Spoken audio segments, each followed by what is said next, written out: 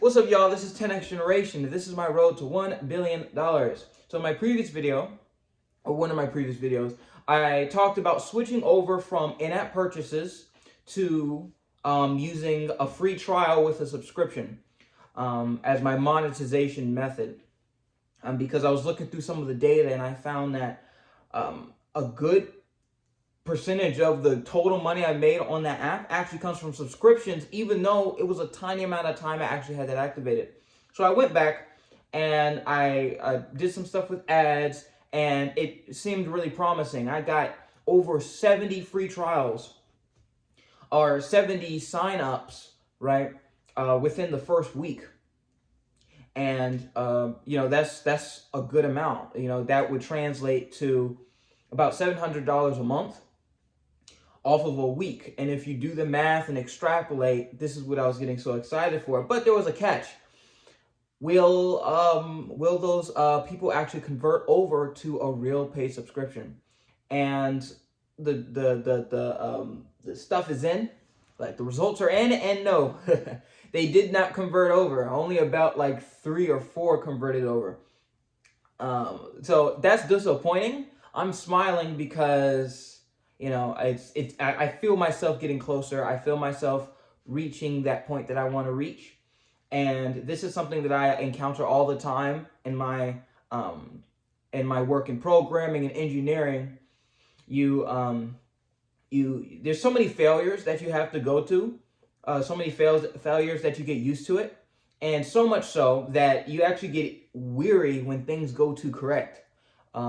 Because that means, like, when you're programming, I'm kind of going off of a different, tangent, whatever. But when you're programming and you're trying to build something and it doesn't work, but there is an error, I actually appreciate that more because it tells me what I'm doing incorrectly, right? But when I'm programming and something does not work and there's no error, now I'm in the dark. Now I don't know what's wrong. It could be anything, right? So I've come to appreciate certain kinds of failures, and I like this failure because it's very clearly defined. The free trials are not translating into real subscriptions. It's it's not a simple problem, but it's clearly defined. So for the past couple of days, I told myself, all right, this is kind of getting crunch time. I still have a couple of months, like several months of runway left. But it's getting crunch time where I really, really need to lock in. So I did this thing where I call it an information fast. An information fast. Where I do not consume, I do not entertain any information that does not pertain to a singular goal. So my goal right now is, of course, making $10,000 a month off of my app purchases and profit. And that might sound like, whoa, that's a big number. You really think you could do that within a month? And legitimately, I do. I can, I have ways of seeing how much money other applications make inside my own, what's it called? My own niche. So I know it's possible. I just have to do it. And this is about the 4th day of my information fast, and I actually feel phenomenal. I feel excellent. I feel great. So like I don't read anything. I don't watch anything. I don't play anything. If I turn on my computer, it's for one thing: looking at my analytics, looking at my app, and looking at my ads. That's it. So what else do? I exercise. I'll take walks. I don't even want to, like, I started listening to music because it started getting really boring. But yeah, and while doing that, I came to several revelations, things that were just on my head. I got to mull over because I'm just sitting there, a lot of those different things. And I came up with a strategy that seems to be working really well. So I'm going to go over some of the things I figured out. The first thing is Neon Arcade. This is my decentralized cloud gaming platform. I have it all built out, and I've been feeling a significant block in working on it. The reason why I really don't want to dump any more time into it, it was a phenomenal learning experience, but I don't want that to be my kind of like my thing, because it's like I talked about this before in an earlier video, but it's like the not the supply. It's like the, I don't know how to describe it fully, but basically, if you don't know, the decentralized cloud gaming platform is where you rent time on other people's computers to get their games. And something my mentor said is that, you have to be very careful of who you're marketing towards, right?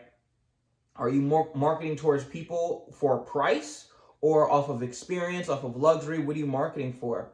And in my case, my market are people who cannot afford, these crazy gaming computers, but want a gaming experience. So they will rent time on someone else's computer.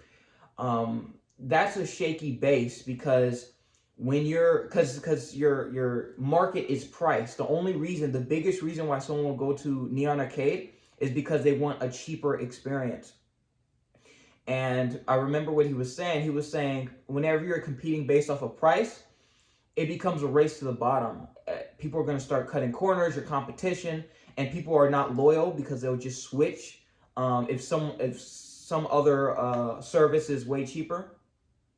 And wanting to build a brand and building a business off of that is very difficult if you don't have a significant edge, like a distribution edge or something like that. And I don't have that edge. I think it's a cool idea. I think it's a neat idea, but trying to market something for people who don't really have a lot of money is not a good idea. It's not really a good idea. Usually what you want to do is market for people who want things faster or want things a better quality or something like that. You don't want to market for price. You really don't. Because like I said, it's a race to the bottom. Like who can get the cheapest? Who can have the smallest profit margins, right? The smallest. How can you cut corners? And this is where you get you don't want to put yourself in that position unless you have a significant edge above everyone else, which I don't. So that's the first realization. So I've come to the conclusion I am not going to focus on Neon Controller or Neon Arcade anymore. I put so much effort into it. The website works, but I don't want to say giving up on it, but I am pivoting. I'm not going to do it, which kind of sucks to say, but I'm happy with this decision. That's the first thing. The second thing, I found out what I do want to do. Back when I was younger, I used to do electronics, so I would, circuit boards and all this stuff. I would build like radios and little cool devices. I built an MP3 player once. When my parents took my phone, I built an MP3 player and, programmed it and everything. And I realized that's where my true passion lies because ever since I have a science fair project. It's in my playlist where I built this thing. It's called the Myo, the Amazing Myo, and it uses it connects to your muscles. You put electrodes on your body, and it could detect those impulses from your muscles, and then it goes through a computer and does some filtering, all this stuff, and then it sends it out through Bluetooth or whatever kind of output you want, and it gives you the ability to turn on things, manipulate things with your muscles. It feels telekinetically, right? So you can I have a demo where I have my one of the early prototypes where I would point to my TV and then I would just very slightly flex and then it'll turn on my TV. And then eventually I integrated that with AI so that you can do gestures like this from a remote that's connected here. And it's just a sleeve that you pull over. And I really wanted, I'm taking it around, but I'm going to come back. I did this for science fair. And I realized that this could be a commercial product in some way, doing something. And but then I soon very quickly realized that creating a physical product is way more expensive than creating just a program that you can sell.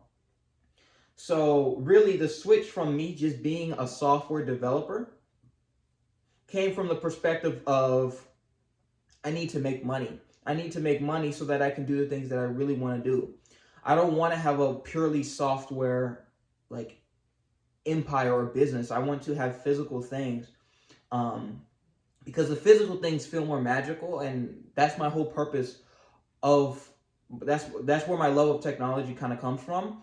It comes from the magic of it. Like it's like bringing magic in real life. And that's why I build technology. So that's and so after I put all my focus into Neon Controller and get that to $10,000 a month in profit, I'm then going to switch to building devices like the Myo. Maybe bringing the Myo to life or bringing something a little bit simpler. I have a bunch of ideas of physical things that I want to make, and I feel so much more passionate about that. And that's more in line with my long-term plan of creating like a public laboratory slash accelerator thing. So yeah, that's my long-term goal. That's my new direction.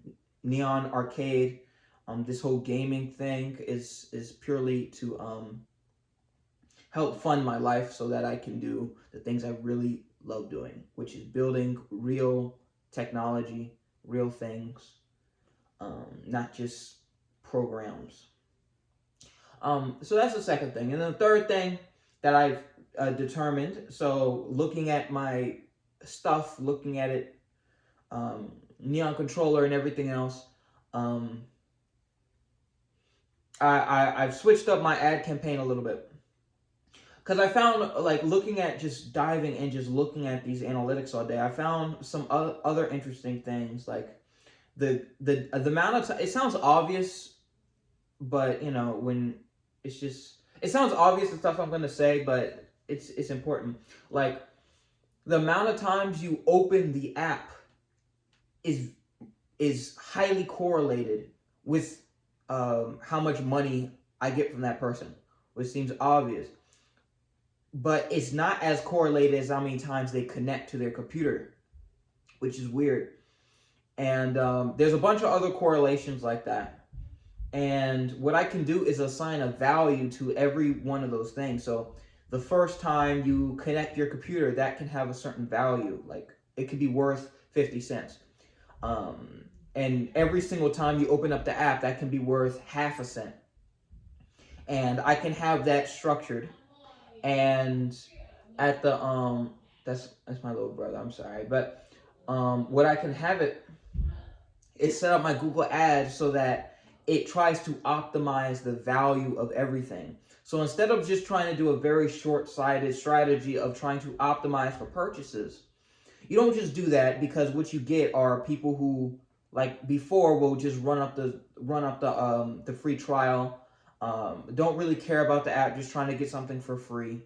You know, they're not really serious about it. Um, by optimizing all the things that point to the purchases, and then having, you know, the purchase being the golden, the most valuable thing, you can kind of like provide a path, that the algorithm can go down to maximize profit. So that's what I'm using now. And my full focus is on it.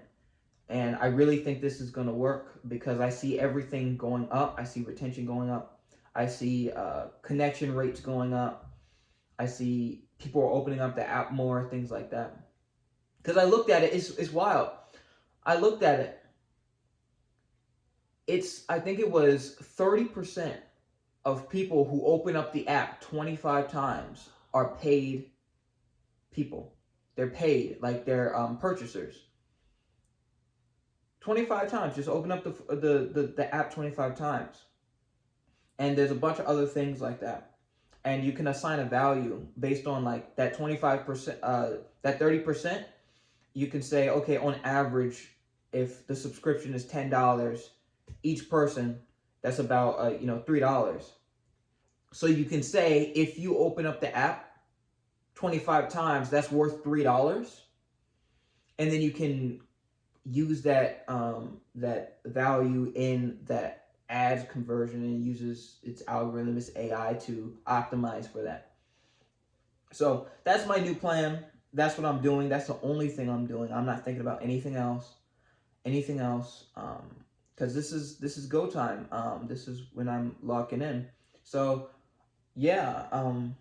But I can't stress enough the benefits of having an information fast. I think our brains are information processing machines, and I believe my personal, it's almost a religious belief that my subconscious is God, because it's the thing that constructs my reality. It's the thing that makes it so that my body functions in the proper way without me having to do anything consciously. But I do think you can overload it. There's only a certain amount of processing that it can do, and it's trying to prioritize what it thinks is most important. But if you're constantly throwing new information at it about random dumb junk that does not matter, your brain will has to mull over that, and it may take a lot longer to figure out what is actually important. Like, imagine you're trying to make this very important business decision, as I am, and every single day your employees, the markets, everything is just changing, right? How can you justify an answer when you're constantly getting new information? At a certain point, you have to stop consuming information and just say, everything that I know right now, everything that I have been presented, is everything that I'm going to need to make a decent decision, a good decision. Everything that I have now. And because our world is kind of structured around information, you have to put significant effort into locking out the just random, frivolous, pointless, garbage information that's going into your mind, and legitimately like put a lock on it. And yeah, and it's a little difficult because your brain craves information. It craves to learn more about the world, because then it can make better decisions. But I think you consciously have to put an effort to limit how much information you're consuming and how many things you care about, so that you can optimize for the things that actually matter. And in my case, it's money, but this is a broad kind of idea, and this can go for anything. So yeah, lock in.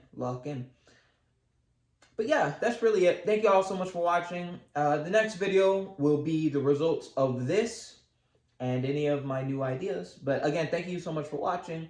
This is 10X Generation, and I'll see you guys next time.